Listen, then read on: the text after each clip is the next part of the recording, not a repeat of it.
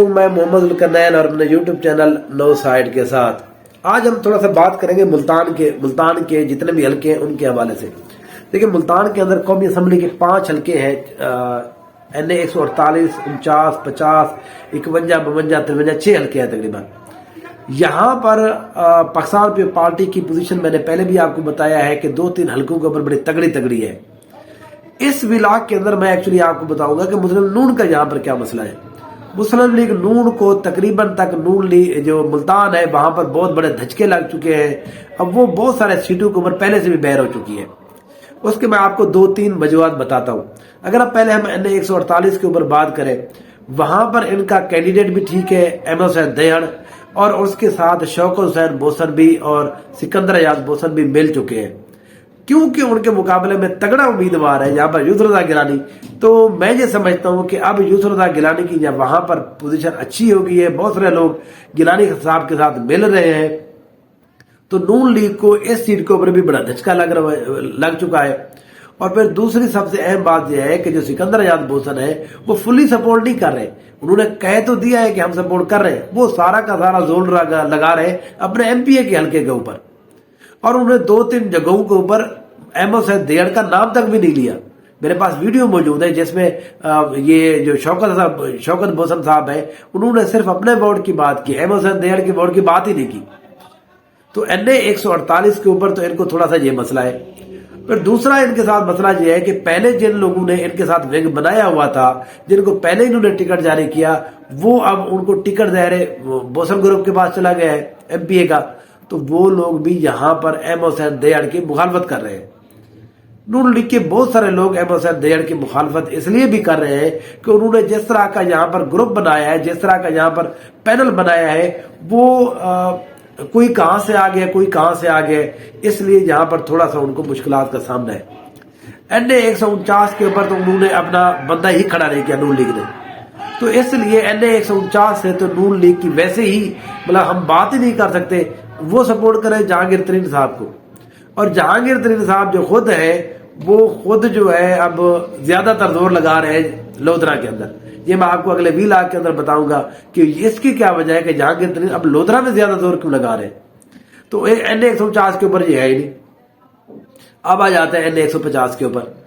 NA 150 کے اوپر پچھلی دفعہ بھی جہاں پر انصاری صاحب انہوں نے ایک کینڈیڈیٹ کھڑا کیا تھا شامو قریشی کے مقابلے میں، اس دفعہ انہوں نے پاکستان تحریک انصاف کے ہی سابقہ MPA کو، وہ جاوید انصاری کو ٹکٹ جاری کر دیا، لیکن جو نون لیگ کا پچھلا گروپ ہے وہ ان سے بڑا ناراض ہے، اور اس ناراضگی کی وجہ سے یہاں پر رانا محمود الحسن جو ہے وہ سینیٹر بھی ہے، نون لیگ کے ساتھ بہت پرانے ہیں، یہاں سے وہ MNA منتخب بھی ہوئے، MPA بھی منتخب ہوتے ہیں، انہوں نے اس وجہ سے پاکستان پیپلز پارٹی میں شمولیت اختیار کر لی ہے۔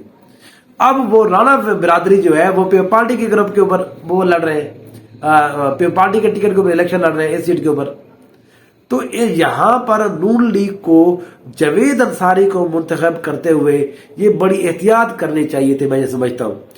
سب لوگوں کو یہاں پر آپ کو وہ اعتماد میں لینا چاہیے تھا، لیکن انہوں نے بڑی ہیسٹی اور بڑی تیزی میں یہ فیصلہ کیا، جاوید اقبال انصاری کو سابقہ MPA کو ٹکٹ دے کر ان کا یہ خیال تھا کہ شاید وہ تحریک انصاف کا ووٹ اپنی طرف موڑ لیں گے، لیکن اس طرح سے بالکل نہیں ہو رہا۔ جاوید انصاری کو خود انصاری فیملی کے اندر بہت سارے مسائل کا سامنا ہے۔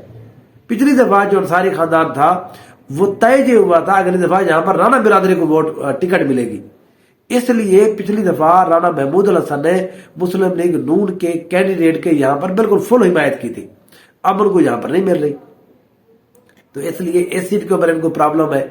اب آ جاتے ہیں اگلے والی سیٹ جہاں پر علی موسیٰ گیلانی، عبدالغفار ڈوگر اور وہاں پر مہر بانو قریشی صاحبہ جو الیکشن لڑ رہی۔ وہاں پر ایک ان کے MPA کے کینڈیڈیٹ تھے جناب ظفر عباس راں، نون لیگ کے اندر 20، 25، 30 ہزار وہ ووٹ اپنا رکھتے ہیں، وہ بھی پارٹی میں شامل ہو چکے ہیں۔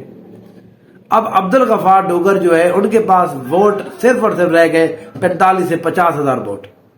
اب 45 سے 50 ہزار ووٹ سے آپ الیکشن جیت نہیں سکتے، وہ کہ یہاں پر عبدالغفار ڈوگر اچھا زور لگا رہے ہیں، وہ کیونکہ پہلے جہاں سے منتخب ہوئے تھے، پھر جب ابھی وہ یہاں پر مشیر بھی رہے ہیں وزیر اعظم صاحب کے، تو انہوں نے بھی یہاں پر تھوڑے بہت کام کرائے، لوگوں کے پرسنل کام کرائے ہیں، وہ اسی بنیاد کے اوپر صرف اور صرف اس دفعہ الیکشن لڑ رہے ہیں۔ یہاں پر ایز اے مسلم لیگ نون پارٹی جو ہے وہ اچھی خاصی ٹوٹ پھوٹ کا شکار ہے۔ اب آ جاتے ہیں ہم ایک اور حلقے کے اوپر، NA 152 کے اوپر۔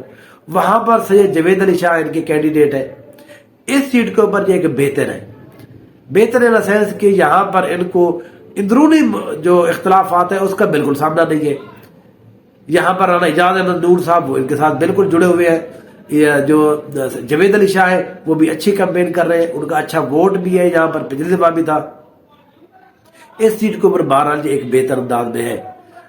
جو آخری سیٹ ہے NA 153، وہاں پر جو رانا قاسم نور صاحب کو اس دفعہ الیکشن دیا، ٹکٹ دیا گیا۔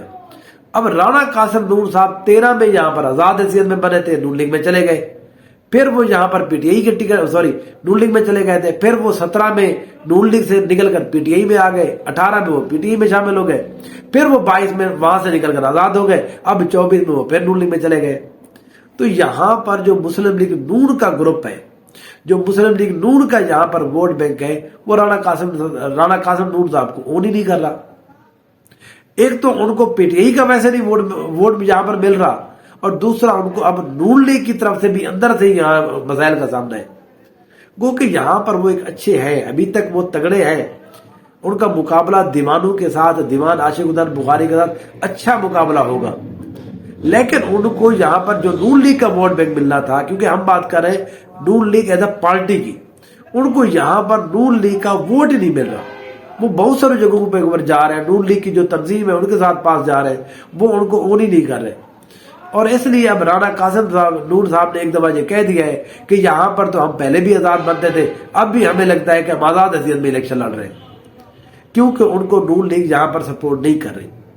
تو اس لیے مسلم لیگ نون کو پورے ملتان کے اندر مسائل کا سامنا ہے۔ سب سے زیادہ اصل میں جہاں سے جو مسلم نون کے اندر پرابلم سٹارٹ ہوا، وہ ہوا IPP کے ساتھ NA 149 کے اوپر اتحاد کی وجہ سے۔ وہاں پر انہوں نے جہانگیر ترین کی حمایت کی۔ آپ کے جو MNA کے کینڈیڈیٹ ہے طاہر رشید صاحب، وہ بھی وہاں پر ان کو آپ نے MPA کے ٹکٹ کے اوپر بھیج دیا ہے، لیکن وہ سارے کے سارے جو ہے MNA کی سیٹ کے اوپر وہ جہانگیر ترین کو حمایت ہی نہیں کر رہے۔ اس لیے وہاں پر بھی نون لیگ ٹوٹ پھوٹ کا شکار ہے، ان کے حمایت یافتہ کو مسئلہ ہے وہاں پر۔ باقی اور سیٹوں کے اوپر میں نے آپ کو بتایا ہے، یہاں پر لوکل جو سیاست دیکھیں، یہ جتنے بھی ہمارے پاکستان کے اندر پارٹیز ہیں، ان کو یہ سوچنا ہے کہ آپ نے اصل میں بندوں کو یہاں پر تگڑا نہیں کرنا، آپ نے ایز اے پارٹی ہر جگہ کے اوپر اپنے آپ کو مضبوط کرنا ہے۔ یہاں پر آپ ایک ہی بندے کو بار بار ٹکٹ دے کر آپ اس کی پرسنالٹی کا ایک بت کھڑا کر دیتے ہیں، اور پھر اس کے بعد وہ بت جو ہے وہ آپ کو بلیک میل کرتے ہیں۔ یہ جتنی بھی پارٹی ہے میں سب کی بات کر رہا ہوں۔ اب جیسے ہی وہ بت جو ہے، وہ جو شخصیت ہے پولیٹیکل، وہ کسی اور پارٹی میں جاتی ہے، آپ کے پاس بندہ ہی نہیں ہوتا۔ یہاں پر پاکستان کے اندر پولیٹیکل پارٹیز کو پولیٹیکل ورکرز بنانا چاہیے، نہ کہ کسی ایک بندے کو یہاں پر مضبوط اور تگڑا کرنا چاہیے۔ اس کا ہم خمیازہ دیکھتے ہیں، 80-90 بندہ ایک پارٹی سے نکلتا ہے، کاف سے نکلا پیپل پارٹی میں گیا، پیپل پارٹی سے نکلا نون میں گیا، نون سے نکلا PTI میں گیا، PTI سے نکلا پھر نون میں آ گیا، اگلی دفعہ وہاں سے پھر وہی 80-90 بندہ نکل کے اور پارٹی میں چلا جائے گا۔ تو اس کا نقصان ہو رہا ہے، پارٹیز کو بھی ہو رہا ہے، اور نون لیگ کو ہم اس دفعہ دیکھ رہے ہیں یہاں پر اس کا پہلی دفعہ دھچکا لگ رہا ہے ملتان کے اندر۔ اور بھی کوئی انفارمیشن ہوگی پورے پنجاب کے حوالے سے کسی بھی ضلع کی، وہ انشاءاللہ میں آپ کے ساتھ شیئر کرتا رہوں گا۔ میرے ساتھ رہیے، تھینک یو سو مچ۔